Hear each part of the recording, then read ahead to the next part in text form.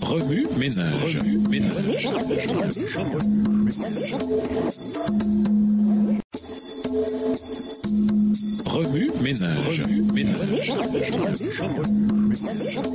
Bienvenue dans votre émission. Remue ménage. Nous voilà à la leçon de mercredi. Invité, la marque de la bête. La scène de l'agneau se tenant sur le mont Sion dans Apocalypse 14, verset 1, apporte un grand soulagement après le chaos, les ténèbres et l'oppression décrits de manière si frappante dans Apocalypse 13. Alors que la lunette prophétique se déplace des événements troublants de ce monde vers le ciel, le lecteur reçoit l'assurance que la voix de Dieu n'a pas été étouffée et que Dieu n'a pas oublié ou perdu de vue son peuple. Ceux qui se tiennent devant le trône de Dieu témoignent par leur seule présence qu'il a effectivement préservé ses enfants à travers toutes les épreuves auxquelles ils ont été confrontés. Pour détourner le peuple de Dieu de ce groupe, l'ennemi a ourdi une sinistre stratégie, la marque de la bête et la crise qu'elle entraînera lorsqu'elle gagnera en popularité. La promesse que Dieu soutiendra son peuple, Apocalypse 14, verset 1 à 5, est précédée et suivie d'une mise en garde contre la réception de cette marque, laquelle est une contrefaçon du sceau de Dieu.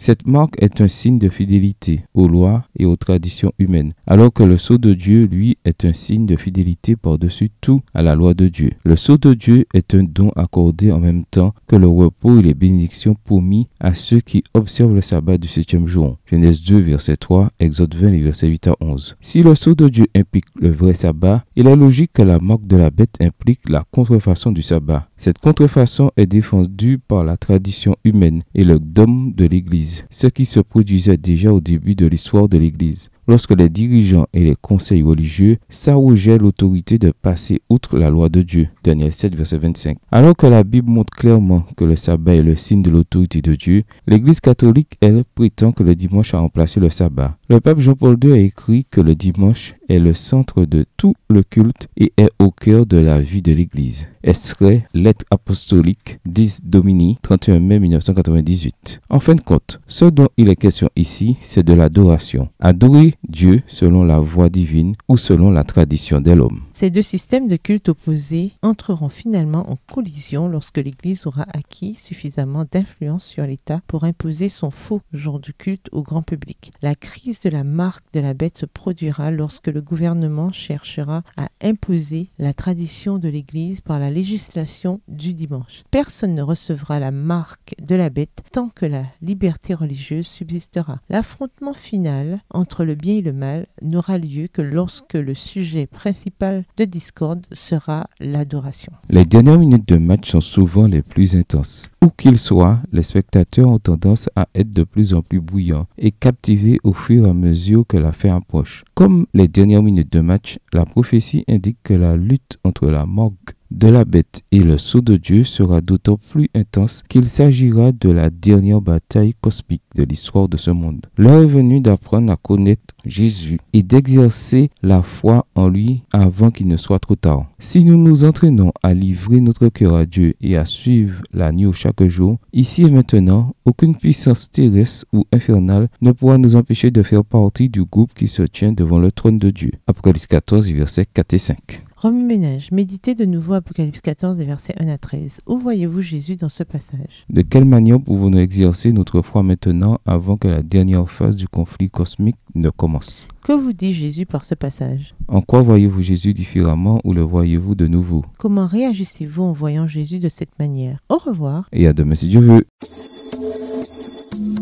Remue ménage. Remue ménage.